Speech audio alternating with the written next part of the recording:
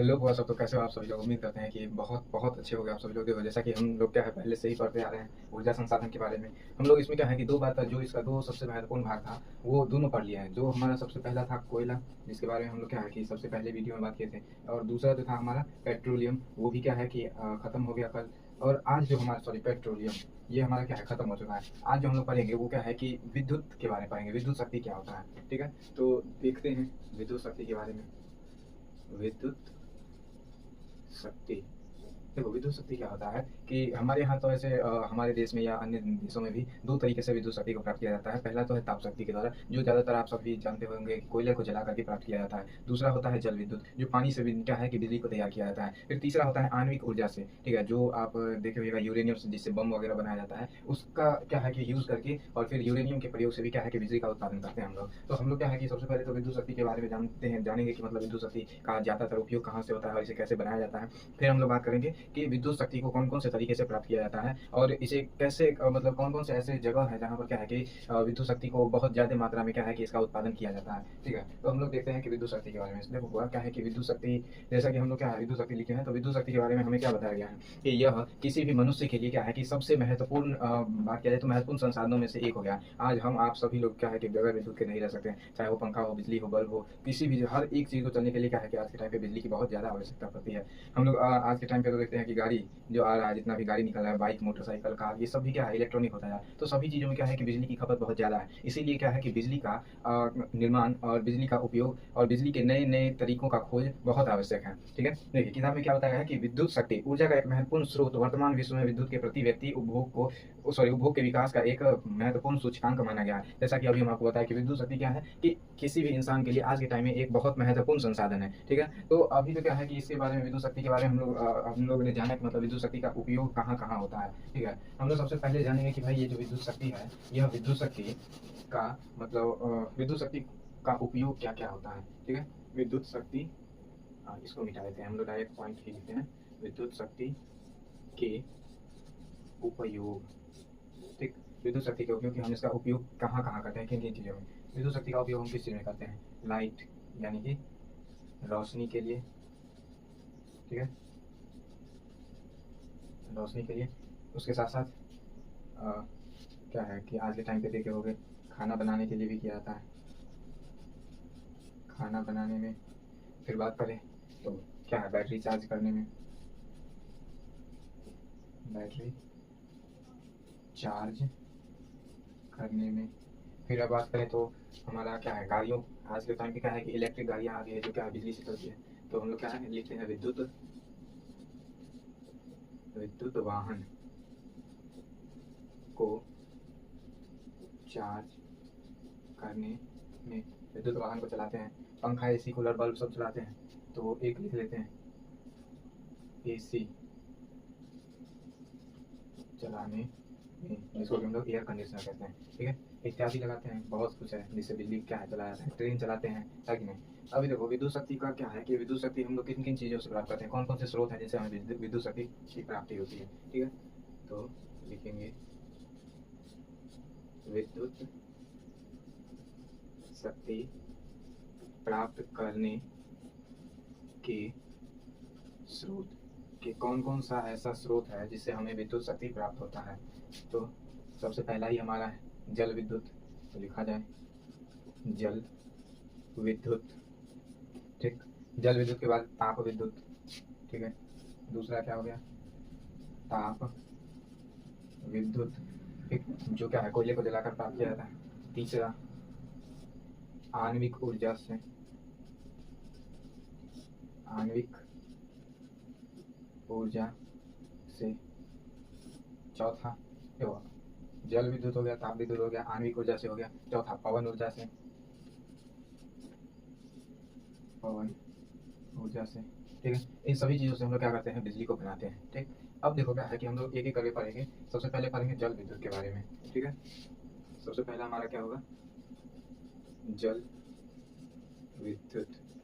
जल विद्युत इसके बारे में बात करेंगे कि जल विद्युत कैसे बनाया जाता है। देखो, जल विद्युत जैसे नाम से पता चलता है कि जल विद्युत मतलब क्या है कि पानी से बिजली बनाया जाता है। पानी से बिजली कैसे बनती है? देखो, पानी में क्या है कि मतलब जितनी भी नदियाँ होती है, सभी नदियों के ऊपर क्या है कि बांध बनाए जाते हैं, और उन्हीं बांधों के पानी के प्रवाह से ही क्या है कि बिजली को बनाया जाता है। क्योंकि आज से बहुत समय पहले तक क्या है कि मतलब बांध को मजबूत बनाने के लिए क्या है कि ना तो उतना अच्छा सीमेंट था, और ना ही क्या है कि डायनमो उतना अच्छा विकसित था। इसलिए पहले के टाइम पे क्या है कि मतलब जल विद्युत नहीं तैयार किया जा सकता था। लेकिन 20वीं सदी में क्या है कि एक सीमेंट है जिसको कहते हैं पोर्टलैंड सीमेंट। ठीक है, तो पोर्टलैंड सीमेंट के आ जाने से क्या है कि हमारा जो ये बांध है, यह बांध का निर्माण आसान हो गया, और फिर बांध बना करके हमारा जल विद्युत तैयार किया जाने लगा। तो हम लोग क्या है कि इसके बारे में लिखेंगे कि ये जो पोर्टलैंड सीमेंट है, ये इसका मतलब खोज कब हुआ था? तो लगभग बताया गया है कि 20वीं सदी के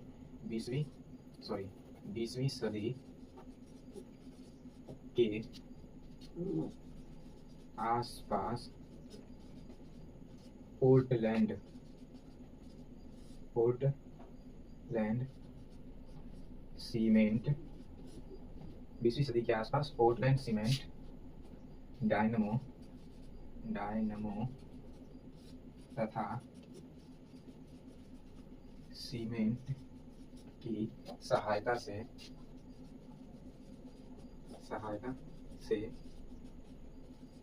बांध का निर्माण सुगम हो गया। क्या है कि पोर्टलैंड नामक सीमेंट, डायनमो, और जो हम लोग सीमेंट जो घरों में यूज करते हैं कारगर बनाने के लिए, इन सभी के प्रयोग से क्या है कि जो बांध बनाने का जो तरीका था, ये क्या है बहुत आसान हो गया। ये डायनमो क्या होता है? तो डायनमो देखो क्या है कि जैसा मोटर होता है, मोटर दीवार में पानी निकालने वाला मोटर, ठीक वैसा ही क्या है कि डायनमो भी होता है। बस ये फर्क दोनों में थोड़ा सा यही अंतर है कि डायनमो क्या है कि बिजली बनाता है, और मोटर बिजली को यूज करता है। ठीक है, डायनमो को जब चलाया जाता है तो क्या है कि बिजली उत्पन्न होता है। हम लोग क्या है कि शादी ब्याह में देखे होंगे कि जो जनरेटर होता है जो बिजली बनाता है, और उसी जनरेटर के ठीक आगे में जो बड़ा सा गोल सा रखा होता है, वही क्या है कि डायनमो कहलाता है। तो उसी टाइप का क्या है कि बड़ा बड़ा डायनमो ये बांधों के ऊपर लगाए जाते हैं, ताकि उससे क्या हो, बिजली का उत्पादन किया जा सके। तो ये तो हमने लिखा कि इस क्या है कि ये सीमेंट वगैरह की खोज कब हुई, और बांध बनाने का शुरुआत कब से शुरू हुआ। फिर हम लोग क्या है कि अब इसमें बात करेंगे कि सबसे पहली बार, ठीक है, सबसे पहली बार विद्युत उत्पादन के लिए सबसे पहली बार किस बांध पर, किस नदी पर, और कौन से जगह पर क्या है कि जल विद्युत संयंत्र की स्थापना की गई थी। देखिए, जैसा कि किताब में बताया गया है कि भारत में बताया है कि 1897 ईस्वी में दार्जिलिंग में सबसे पहला विद्युत संयंत्र स्थापित किया गया था। ठीक है, तो कब किया गया था? दार्जिलिंग में, और 1897 ईस्वी में। तो लिखेंगे कि सर्वप्रथम भारत में 1897 ईस्वी में दार्जिलिंग दार्जिलिंग में सर्वप्रथम भारत में 1897 ईस्वी में दार्जिलिंग में जल विद्युत संयंत्र की स्थापना की गई थी। यानी कि सबसे पहला हमें पता चला कि 1897 ईस्वी में दार्जिलिंग में लगाया गया था। ठीक है, दूसरा कहाँ लगाया गया था? तो जो दूसरा कर्नाटक में लगाया गया था। ठीक है, दूसरा कर्नाटक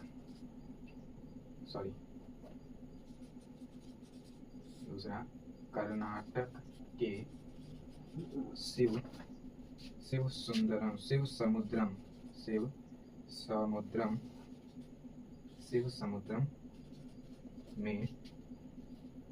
शिव समुद्रम में कावेरी नदी पर स्थापित किया गया था। यानी कि बात किया जाए तो सबसे पहली बार 1897 ईस्वी में दार्जिलिंग लगाया गया, और दूसरा जो है वो क्या है कि कर्नाटक के शिव समुद्रम नामक स्थान पर लगाया गया था। ठीक है, बाकी इसके बारे में क्या है कि डेट नहीं दिया है कि कब लगाया गया था। फिर बात करें तो ठीक इसी तरह से करते लगभग क्या है कि 1947 तक भारत में 508 मेगावाट बिजली का उत्पादन किया जाने लगा। ठीक है, धीरे धीरे क्या हुआ कि विदेश में बहुत सारे जगहों पर जल विद्युत संयंत्र लगाए गए, और वहां से बिजली का उत्पादन किया जाने लगा। और ठीक 1947 आते आते भारत के पास इतने जल विद्युत संयंत्र हो गए कि ये सब मिलकर के आपस में मिलकर क्या है कि 508 मेगावाट बिजली का उत्पादन करने में सक्षम थे। तो क्या है कि 1947 आते आते भारत 508 मेगावाट बिजली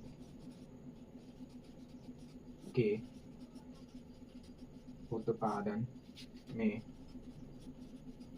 सक्षम हो गया था। यानी कि बात किया जाए तो 1947 के आते-आते भारत के पास क्या है कि 508 मेगावाट बिजली के उत्पादन करने की क्षमता हो गई थी। ये क्या है कि आपको बस एक छोटा-सा क्या है कि समझो कि सीधे-सीधे कि ये बताया जा रहा है कि हमारे भारत देश में जो जल विद्युत संयंत्र की शुरुआत हुई थी, वो कैसे हुई थी। बाकी आज के समय बहुत सारी नई ऐसी परियोजनाएँ बनाई गई है, जहाँ पर क्या है कि इन सभी चीज़ों पर बहुत ज़्यादा क्या है कि काम किया जा रहा है, ताकि हमारे देश में जल विद्युत का उत्पादन ज़्यादा से ज़्यादा हो सके और हमारे यहाँ जो कोयले से उत्पादन किया जाता है बिजली, उसकी खपत को कम किया जा सके। क्योंकि आपको पता है कोयला जब जलता है तो क्या है कि धुआँ बहुत ज़्यादा देता है, जिससे प्रदूषण होता है। इसी चीज़ को बचाने के लिए, और चूँकि कोयला एक समाप्त संसाधन है, तो वो बहुत जल्दी समाप्त हो जाएगा, और जब समाप्त हो जाएगा तो हमारे पास क्या है कि बिजली बनाने के लिए फिर दूसरा कोई विकल्प नहीं रहेगा। इसलिए जल विद्युत संयंत्र की खोज और इसका विकास बहुत ज़रूरी है।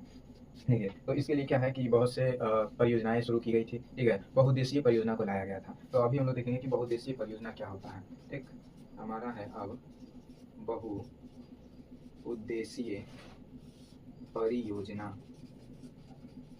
हम लोग बात करेंगे कि बहुउद्देशीय परियोजना क्या होती है। देखो जैसा कि इसके नाम से ही पता चलता है, बहुउद्देशीय परियोजना। बहु का मतलब बहुत ज़्यादा, उद्देश्य का मतलब क्या है कि जो बहुत ज़्यादा लक्ष्यों को टारगेट करके जो परियोजनाएँ बनाई जाती है, मतलब कि ऐसा परियोजना जिसमें हम लोग एक साथ कई सारे लाभ उठाते हैं, तो ये ऐसी परियोजना को क्या है, बहुउद्देशीय परियोजना कहते हैं। जैसे में बात किया जाए कि अगर किसी नदी के ऊपर मान लेते हैं बाँध बनाया गया, ठीक है? तो उस बाँध बनाने से क्या होगा? सबसे पहली चीज़, किसानों के लिए सिंचाई उपलब्ध होगा। दूसरा बात क्या होगा कि सिंचाई के साथ-साथ क्या है, बाढ़ पर नियंत्रण होगा। तीसरा बात, उससे पनबिजली तैयार किया जाएगा। चौथा बात, वहाँ पर क्या है कि जो घूमने का स्थान है, लोग वहाँ पर घूमने के लिए आएँगे, तो पर्यटन का स्थल हो गया। उसके साथ-साथ क्या है कि जो बहाव के कारण, बाढ़ के कारण जो मिट्टी कट जाते हैं, मिट्टी का क्षरण होता है, उससे बचाव होगा। तो इन सब चीज़ों को जहाँ जिस परियोजना के थ्रू हम क्या है कि एक साथ ही सारी चीज़ों को कंट्रोल कर लेते हैं, तो ये ऐसी परियोजना ही क्या है, बहुउद्देशीय परियोजना कहलाती है। जैसा कि इसका क्या है कि मतलब परिभाषा बताया गया है कि ऐसी परियोजना जिससे एक साथ कई उद्देश्यों की पूर्ति की जाती हो, तो ऐसी परियोजना को ही क्या कहते हैं, बहुउद्देशीय परियोजना कहते हैं। तो आइए इसका परिभाषा देखते हैं। एक कहा गया है कि जो नदियों पर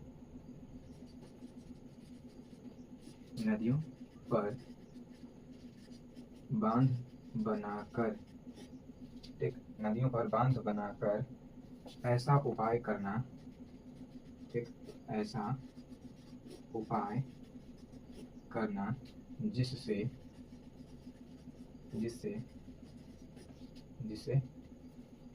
एक साथ कई उद्देश्यों की पूर्ति की जा सकती है। कई उद्देश्यों की पूर्ति की जा सकती है, तो ऐसी परियोजना बहुउद्देशीय परियोजना कहलाती है।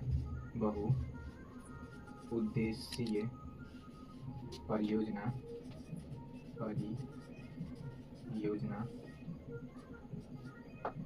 कहलाती है। यानी कि ऐसी परियोजना जिसके तहत हम कई सारे उद्देश्यों की पूर्ति करते हैं। जैसे में लिखते हैं कौन-कौन सा उद्देश्य पूरा होता है हमारा। जैसे में, ठीक है, सिंचाई के लिए पानी उपलब्ध होता है। बाढ़ पर नियंत्रण,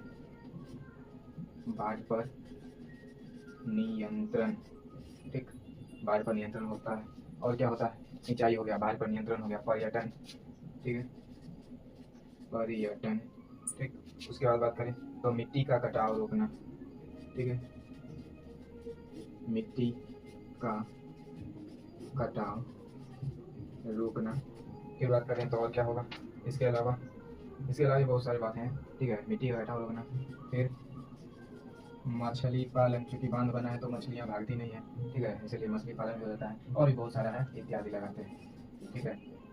हम समझ पा रहे होंगे, आप सभी समझ पा रहे होंगे कि जो नदियों पर क्या है कि बांध बनाकर ऐसा उपाय करना जिससे कि क्या है कि एक साथ कई सारा उद्देश्य की पूर्ति हो जाए, तो ऐसी परियोजनाएं क्या होती है कि बहुउद्देशीय परियोजना कहलाती है, ठीक। अब देखो क्या है कि इसमें कौन-कौन से ऐसे परियोजना है और यह परियोजना कहाँ-कहाँ शुरू किया गया है। तो ऐसे बहुत से नदियों पर क्या है कि ये सारी परियोजनाएं चल रही है, ठीक है, और इस सब के बारे में एक-एक करके हम लोग चर्चा करेंगे, ठीक। तो सबसे पहला जो है वो हमारा दिया है, सबसे पहला है भाखर नांगल परियोजना, ठीक। सबसे पहला कौन सा है, भाखर नांगल परियोजना। लिखते हैं भाखर नांगल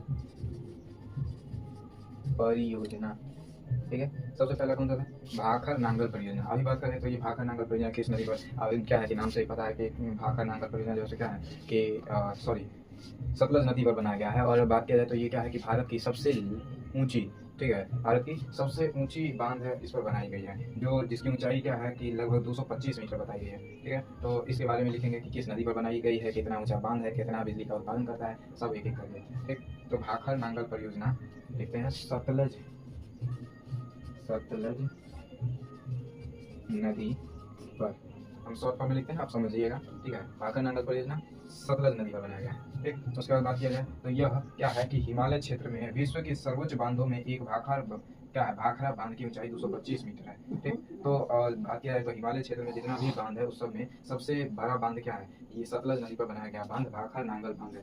तो क्या है कि इसकी ऊंचाई कितनी है, तो सॉरी इसकी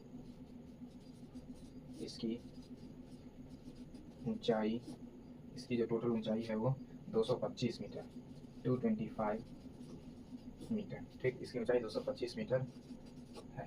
फिर बात करें अगला पॉइंट, तो इसमें क्या बताया गया है कि यह एक भाखर सॉरी यहाँ पर क्या है कि यह भारत की सबसे बड़ी परियोजना है। ठीक, उसके साथ साथ क्या बताया गया है कि यहाँ 4 शक्ति गृह बनाए गए हैं, एक भाखरा में, 2 गुंगवाल में और एक कोटला में स्थापित होकर 7 लाख किलोवाट विद्युत का उत्पादन करता है। ठीक है, तो सारी बातें महत्वपूर्ण है, सभी को लिखना जरूरी है। चलिए, यह भारत की सबसे बड़ी परियोजना है, परियोजना है। ठीक, यह भारत की क्या है, सबसे बड़ी परियोजना है, यहीं पर लिखते हैं। ठीक है, भारत का सबसे बड़ा परियोजना हो गया। उसके साथ साथ क्या है, यहाँ पर 4 शक्ति गृह बनाया गया, मतलब बिजली उत्पादन करने वाला 4 छोटे आगे डायनेमो लगाया गया। तो यहाँ 4 शक्ति गृह लगाए गए हैं। ठीक है, 4 ठो शक्ति गृह लगाए। शक्ति गृह का मतलब समझते हैं भाई, एगो डायनेमो है, 2 है, 3 है, 4, कितना डायनेमो लगाया गया है और कौन कितना कितना क्या है कि बिजली का उत्पादन करता है। ठीक, अभी बात करें तो चारों जो मिल गए, चारों जो डायनेमो है ये सब मिल के पूरा का पूरा 7 लाख मेगावाट बिजली का उत्पादन करता है। ठीक है, तो यह क्या है, सॉरी भाखर नांगल परियोजना, डायरेक्ट लिखते हैं, यह कुल 7 लाख मेगावाट बिजली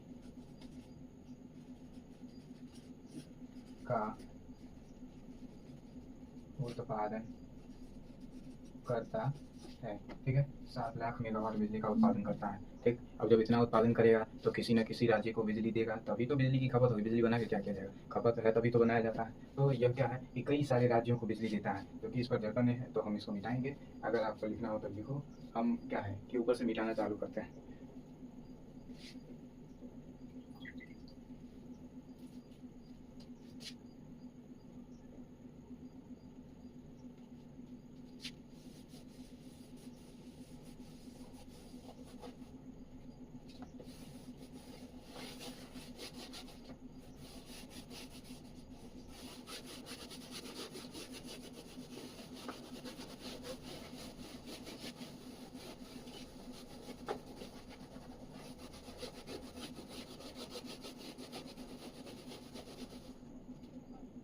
इसको मिटा देते हैं।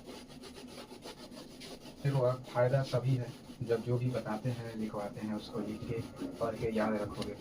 अब ना रखोगे तो उसका कुछ नहीं हो सकता, खाली लिखने से देखने से कुछ नहीं होता। इसलिए उसको पढ़ के समझ के और याद रखना जरूरी होता। इतना करोगे तो बहुत अच्छा, नहीं करोगे तो भी अच्छा, सब आपकी मर्जी।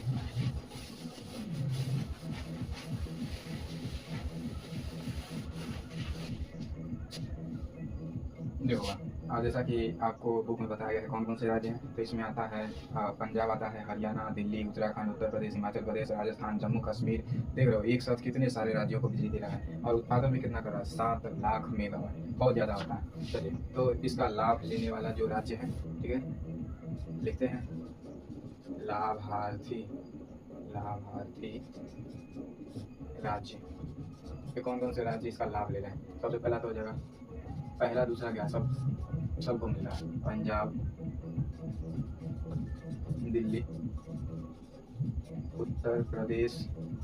ठीक, पंजाब, दिल्ली, उत्तर प्रदेश। उसके साथ साथ उत्तराखंड,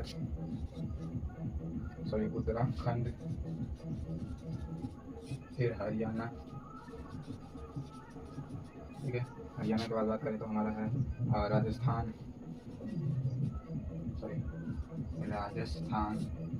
फिर बात करें तो राजस्थान के बाद हमारा है जम्मू कश्मीर तथा जम्मू कश्मीर, जम्मू कश्मीर, ठीक है, इत्यादि, जम्मू कश्मीर इत्यादि। ये सारे के सारे ऐसे राज्य हैं जो क्या है कि ये जो बहुउद्देशीय परियोजना जिसमें हमने बात किया भाखड़ नांगल परियोजना, और इससे जो उत्पादन हुआ 7 लाख मेगावाट बिजली, इसका ही उपयोग ये सारे के सारे राज्य करते हैं। समझ में आया? उम्मीद करते हैं समझ में आया ही होगा। ठीक है, अभी क्या है कि हमारा और दूसरा है, ठीक है, और दूसरा जो परियोजना है वो दामोदर घाटी परियोजना है। ठीक है, दामोदर घाटी परियोजना, इसके बारे में ठीक उसी तरीके से बात करेंगे कि किस नदी पर बनाया गया है। तो इस परियोजना को क्या है, दामोदर नदी के ऊपर भयंकर बाढ़ से झारखंड एवं पश्चिम बंगाल को बचाने के लिए बनाया गया है। ठीक है, कौन सी नदी पर? तो दामोदर नदी पर, दामोदर नदी पर बनाया गया है। ठीक है, अभी बात करें तो यह क्या है कि बांध क्या है कि ये जो बनाया गया था ना, वो सीधा सीधा समझो कि जहाँ जो बाढ़ आता है, बाढ़ से बचने के लिए बनाया गया था। ठीक है, चलो उसको भी लिखते हैं, आधा अधूरा कार्य छोड़ा जाए। दामोदर नदी पर बनाया गया ताकि बाढ़ पर नियंत्रण रहे। ठीक, अभी देखो क्या है कि इसके बारे में बताया है कि यह जब बांध बना तो यहाँ पर क्या है कि लगभग 13,000 मेगावाट बिजली का उत्पादन हो रहा है। तो यह कितना कर रहा है? 13,000 मेगावाट विद्युत, 13,000 मेगावाट विद्युत का उत्पादन कर 13,000 मेगावाट विद्युत का उत्पादन कर रहा है। ठीक है, 13,000 मेगावाट विद्युत का उत्पादन यह अकेले कर रहा है। उसके साथ साथ और क्या है, तो और इसमें बताया है कि यह जो है सो इसका लाभ बिहार, झारखंड एवं पश्चिम बंगाल होता है। ठीक है, लाभार्थी राज्य कौन कौन से हैं? तो लाभार्थी राज्य बिहार, झारखंड, सॉरी झारखंड का ही नहीं होगा, झारखंड, ठीक है, बिहार, झारखंड, और उसके साथ साथ क्या है कि सॉरी बिहार हो गया, झारखंड और पश्चिम बंगाल, यही जुड़ा है, और पश्चिम बंगाल। ठीक, यही 3 राज्य हैं जिससे कि दामोदर घाटी परियोजना से विद्युत जो प्राप्त होता है उससे ये तीनों राज्य लाभान्वित होते हैं, मतलब ये यूज करते हैं उसका। फिर देखो इस परियोजना के निगम द्वारा ताप विद्युत का भी उत्पादन किया जाता है, मतलब इसके थ्रू क्या है, ताप विद्युत भी बनाया जाता है। ठीक है, बाकी इसके बारे में इतना ही दिया गया था। और अब बात करें तीसरा के बारे में, तो तीसरा जो है हमारा वो है कोसी परियोजना। आप सबको पता होगा बिहार में कोसी से सभी लोग ग्रसित रहते हैं। ठीक है, कोसी नदी का क्या है बहुत ज़्यादा होता है और इसीलिए बिहार का शोक कोसी नदी को कहा जाता है। तो कोसी परियोजना, ठीक है, ये कोसी परियोजना में किस चीज़ के बारे में बात करें? तो देखो कोसी परियोजना नाम से पता चलता है ये कहाँ बनाया गया है, कोसी नदी पर। ठीक है, कौन सी नदी है? तो कोसी नदी पर बनाया गया है। ठीक, फिर बात करें तो यह जो है सो क्या है कि इस पर बांध बनाकर 20,000 किलोवाट बिजली का उत्पादन किया जाता है। ठीक, और बताया गया कि कोसी नदी पर हनुमान नगर में बांध बनाया गया है। कोसी नदी पर भी कहाँ? तो हनुमान नगर, हनुमान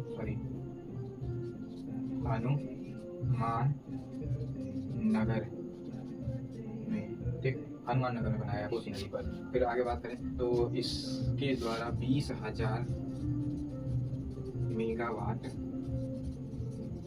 विद्युत का उत्पादन किया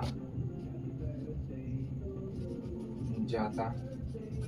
मतलब कोसी परियोजना कितना बिजली उत्पादन करती है? 20,000 मेगावाट बिजली का उत्पादन करती है। ठीक है, अभी देखो इसके बारे में और क्या पता है कि जिसकी आधी बिजली नेपाल तथा शेष बिहार को प्राप्त होती है। ये दोनों क्या है कि आधा आधा पार्ट लेता है। ठीक है, तो नेपाल और बिहार, लाभार्थी राज्य कौन कौन सा होगा? लाभार्थी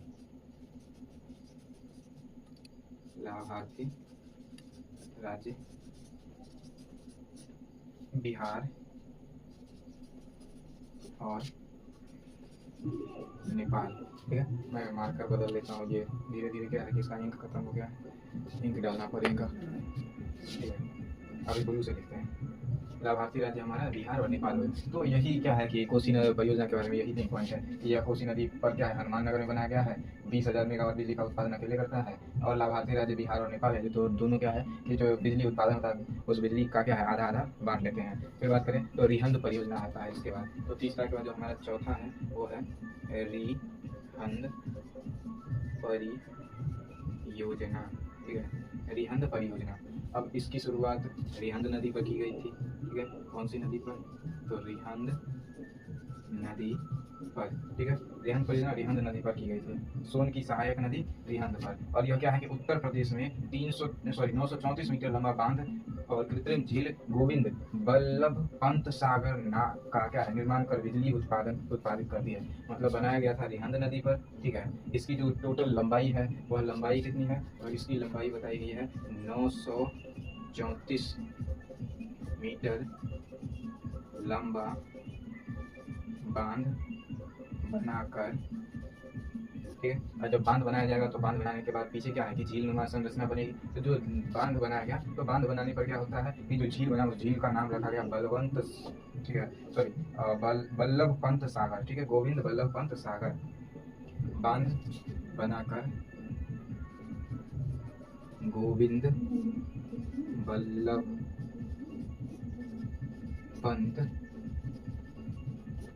बल्लभ पंत सागर नामक झील का निर्माण, ठीक है। तो 934 मीटर लंबा बांध बनाकर गोविंद बल्लभ पंत सागर नामक झील का निर्माण किया गया था, ठीक है। तो ये जो सागर और ये जो झील है इसको आपको याद रखना पड़ेगा, किया गया था, ठीक है, ताकि आपको भी याद रहे कि कौन से नदी पर क्या है कि जो बांध बनाया गया तो झील का निर्माण हुआ, वो भी ऐसा। वैसे तो क्या है कि ऐसे पूछता है कि गोविंद बल्लभ पंत सागर किस नदी पर बनाया गया था या किस नदी पर बांध बनाने के कारण गोविंद बल्लभ पंत सागर नामक झील का निर्माण हुआ, तो रिहंद नदी पर। या फिर आपसे ऐसे नदी का नाम पूछेगा और पूछेगा कि इस नदी पर कौन सा झील उपलब्ध है, तो हमारा आंसर होगा कि गोविंद बल्लभ पंत सागर उपलब्ध है, ठीक है। और इसकी जो क्या है कि उत्पादन क्षमता है वो कितनी है? तो इसकी उत्पादन क्षमता 30 लाख किलोवाट है, ठीक है। इसकी उत्पादन क्षमता कितनी है?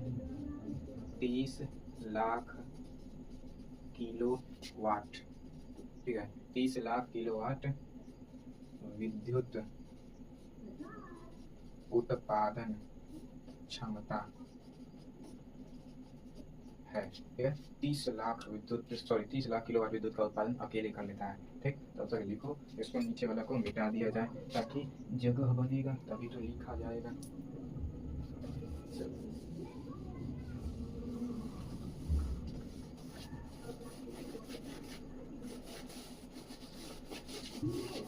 वैसे जो देखता है वीडियो सब बताया करो, पता चलता नहीं है कौन कौन देखता है नहीं देखता है, ठीक है। बताओगे तो अच्छा लगता है, पता चलता है कि कम से कम सब देख तो रहा है। सॉरी,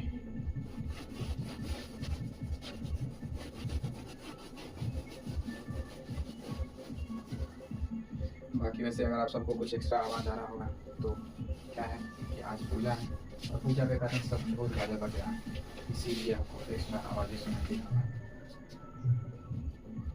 किलोवाट विद्युत का उत्पादन क्षमता है, ठीक है। अभी अगर बात करें तो इससे लाभ किस किस को मिल रहा है, तो यह जो रिहंद परियोजना बनाया गया था, इससे देखो क्या लिखा है कि यहाँ के बिजली का उपयोग रेणुकूट के एल्यूमिनियम उद्योग, चुर्क के सीमेंट उद्योग, मध्य भारत के रेल मार्गों को विद्युतीकरण तथा हजारों नलकूपों के लिए किया जाता है, ठीक है। तो इसका जो उपयोग है वो कौन कौन करता है? तो इसका उपयोग ज़्यादातर तो क्या है कि इसमें फैक्ट्री वगैरह ही आ गया, ठीक है। तो सबसे पहला हमारा हो जाएगा एल्यूमिनियम उद्योग, लिखा है एल्यूमिनियम उद्योग, ठीक है। एल्यूमिनियम उद्योग का है इसको भी, ठीक है, एल्यूमिनियम उद्योग। फिर बात करें एल्यूमिनियम उद्योग के बाद तो फिर है कि चुर्क के सीमेंट उद्योग, चुर्क के सीमेंट उद्योग। फिर बात करोगे तो उसके बाद है हमारा मध्य भारत के रेल, मध्य भारतीय रेल, ठीक है, मध्य भारतीय रेल इसका उपयोग करते हैं, इसका उपयोग करते हैं, ठीक है। अब बात करें तो 4 के बाद जो हमारा पांचवा है वो पांचवा है हीराकुंड परियोजना, हीराकुंड परियोजना, ठीक है। हीराकुंड परियोजना, ये कहाँ बनाया गया है? देखो, हीराकुंड परियोजना जो है महानंदी नदी पर क्या है कि उड़ीसा में बनाया गया है। ठीक है, महानदी नदी पर उड़ीसा में, ठीक है, कहाँ बनाया है? महानंदी नदी पर उड़ीसा में बनाया गया है। ठीक, अब इसकी जो ऊंचाई है वो बताया गया है कि ऊंचाई नहीं, इसके बारे में बताया कि लंबाई के बारे में 4801 मीटर लंबा है। और ये क्या है कि बताया जा रहा है कि यह पूरा का जो पूरा है विश्व का सबसे लंबा बांध बनाया गया है। ठीक है, तो उड़ीसा में जो ये बांध बना है वो क्या है? विश्व का सबसे लंबा बांध, विश्व का सबसे लंबा, कहते ना, 4801 मीटर, ठीक है, 4801 मीटर लंबा बांध बनाया गया है। ठीक, ये पूरे विश्व का मतलब बात किया जाए तो सबसे लंबा, बाकी आज के समय में इससे भी लंबा लंबा बांध चीन बनाए हुए है। तो आज के टाइम पर देखा जाए तो क्या है कि ये लंबा नहीं है, बाकी फिर भी क्या है कि जिस टाइम ये किताब छपा था उस टाइम के हिसाब से ये विश्व का सबसे लंबा बांध था। फिर बात किया जाए तो यह क्या है कि जो बिजली का उत्पादन करता था वो 2.7 लाख, ठीक है, 2.7 लाख मेगावाट विद्युत उत्पादन क्षमता। ठीक है, 2.7 लाख विद्युत उत्पादन क्षमता थी इसकी। अभी बात करें तो इससे लाभ किसको मिलता है? स्वाभाविक बात है, उड़ीसा में है तो उड़ीसा को सबसे ज़्यादा लाभ मिलता है, और उड़ीसा और इसके आसपास के इलाके को। तो लाभार्थी राज्य क्या है? उड़ीसा में बना है, तो लिखते हैं कि इसका उपयोग उड़ीसा एवं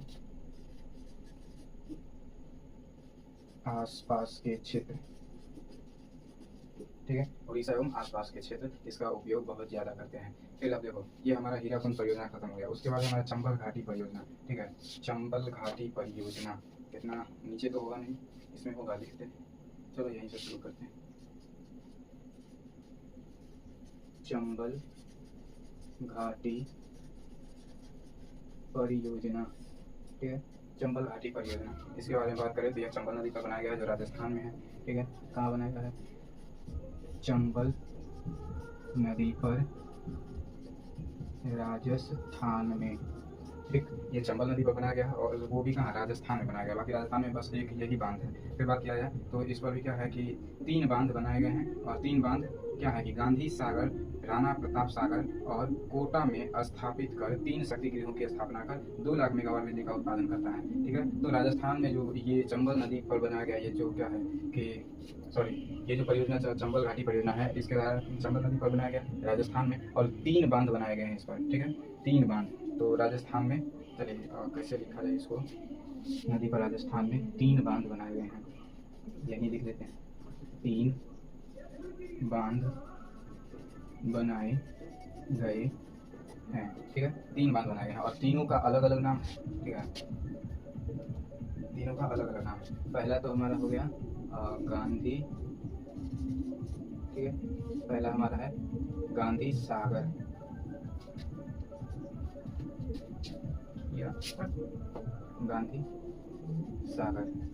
दूसरा है हमारा राणा प्रताप सागर, राणा प्रताप सागर। तीसरा जो है हमारा वो क्या है? कोटा। ठीक है, कोटा, और नीचे जगह है नहीं और वैसे भी आपको दिखेगा नहीं, इसलिए हम लोग क्या है कि जो अगला पॉइंट है वो यहीं पर लिख लेते हैं, यहाँ नहीं, इसमें मतलब यहीं पर लिख लेते हैं। आप लोग इसके नीचे लिख लेना अपने कॉपी में। यह 2 लाख मेगावाट, यह 2 लाख मेगावाट विद्युत का उत्पादन करता है, यानी कि यह जो है वो टोटल 2 लाख मेगावाट बिजली का उत्पादन करता है। ये हमारा क्या है? छठा हो गया चंबल घाटी परियोजना। ठीक है, अभी और बचा हुआ है। ठीक है, लगभग 2-4 और है, तो हम लोग ऊपर वाला मिटा देते हैं।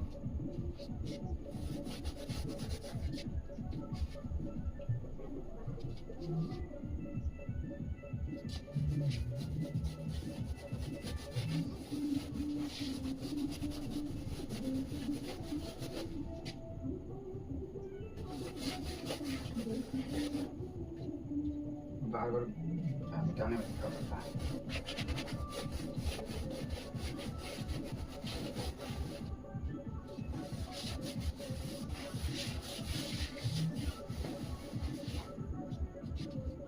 देखो, इसके बाद है हमारा 7वां नंबर, ठीक है। और 7वां है तुंगभद्रा परियोजना। तुंगभद्रा परियोजना, तुंगभद्रा परियोजना। अब बात करें तुंगभद्रा परियोजना का, तो ये किस नदी पर है? तो ये जो बनाया गया है कृष्णा की सहायक नदी तुंगभद्रा पर, ठीक है। तो ये किस पर बनाया गया है? तुंगभद्रा नदी पर। और कहाँ बनाया गया है? तो कर्नाटक में।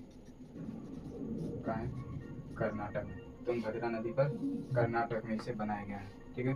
और यह जो है सो क्या है कि दक्षिण भारत की सबसे बड़ी नदी घाटी परियोजना है, ठीक है। पूरे भारत की नहीं, लेकिन क्या है कि दक्षिण भारत की सबसे बड़ी परियोजना है, ठीक। तो यही पर लिख लेते हैं दक्षिण, ठीक से लिखा है, दक्षिण भारत की सबसे बड़ी परियोजना है, ठीक है। दक्षिण भारत की सबसे बड़ी परियोजना है तुंगभद्रा। फिर बात करेंगे यह कितना उत्पादन करता है, तो यह देखो कर्नाटक एवं आंध्र प्रदेश के सहयोग से तैयार किया गया था, और इसका जो बिजली उत्पादन क्षमता है वो 1 लाख किलोवाट है, ठीक है। तो यह 1 लाख किलोवाट विद्युत का उत्पादन करता है, ठीक है। 1 lakh megawatt, sorry 1 lakh kilowatt लिखे हैं। हाँ, 1 लाख किलोवाट विद्युत का क्या है? उत्पादन करता है। देखो, अब बात करें मेगावाट का, तो 1 मेगावाट MW में होता है लगभग समझो क्या है कि 10 की पावर 6 वाट, ठीक है। 1 मेगावाट बराबर क्या होता है? 10 की पावर 6 वाट, ठीक है। और क्या है कि एक यूनिट जो होता है, एक यूनिट, इस एक यूनिट में होता है 1000 वाट, ठीक है। जो हम लोग घर में बिजली बल्ब देखे होंगे, जब बिजली का बिल निकाला जाता है तो क्या है कि उसमें लिखा आता है कि आपके घर का कितना यूनिट बिजली उठा है। तो वो यूनिट क्या है कि हमारा यही होता है, कितना वाट हम क्या है कि बिजली का यूज किए हैं, ठीक। इसको मिटाते हैं, इसी काम करने में अगर आपको जानकारी का लगे तो लिख लेना। तुंगभद्रा के बाद है हमारा, सॉरी इसमें क्या है कि ये जो तुंगभद्रा नदी को बनाया है कर्नाटक में, इसका उपयोग कौन कौन करता है? तो इसका उपयोग कर्नाटक और आंध्र प्रदेश करता है, ठीक है। आंध्र प्रदेश करता है और कर्नाटक दोनों साथ में मिलके करते हैं, ठीक। फिर 8वां आता है वो साबरमती परियोजना, ठीक है। साबरमती परियोजना, साबरमती परियोजना ये किस नदी पर बनाया गया? तो कर्नाटक के पश्चिमी घाट में सारवती नदी पर, सॉरी हमने नाम गलत लिखा, साबरमती नहीं है, सारवती नाम है, ठीक है। अब वो भी नहीं, वो है वो सारवती परियोजना बनाया भी गया है। तो सारवती नदी पर, ठीक है, सारवती नदी पर बनाया गया है। और यह क्या है कि सारवती नदी पर जोग प्रपात के पास एक 2160 मीटर लंबा एवं 62 मीटर ऊंचा बांध है, ठीक है। सारवती नदी पर इसका जो बांध है, ठीक है, सारवती नदी पर इसका बांध 2160 मीटर लंबा और 62 मीटर ऊंचा बांध बनाया गया है। यानी कि सारवती नदी पर बनाया गया है बांध 2160 मीटर लंबा है, 62 मीटर ऊंचा है, और ये बांध क्या है कि बनाकर तैयार किया गया है। फिर इसके बारे में बात करें तो ये क्या है कि किस किस राज्य को देता है बिजली? तो इससे लाभान्वित राज्य है कर्नाटक, केरल, आंध्र प्रदेश, तमिलनाडु और महाराष्ट्र, 4-5 राज्य हैं। इसकी जो टोटल उत्पादन क्षमता है वो कितनी है? तो इसकी टोटल उत्पादन क्षमता 13 लाख किलोवाट है, ठीक है। इसकी कुल उत्पादन क्षमता 13 लाख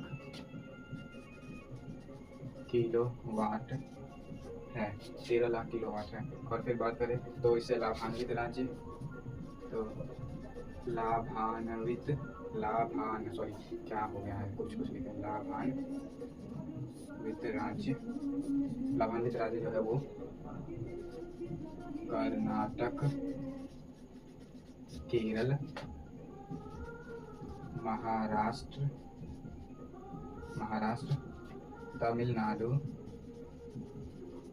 तमिलनाडु और एक और राज्य है आंध्र प्रदेश,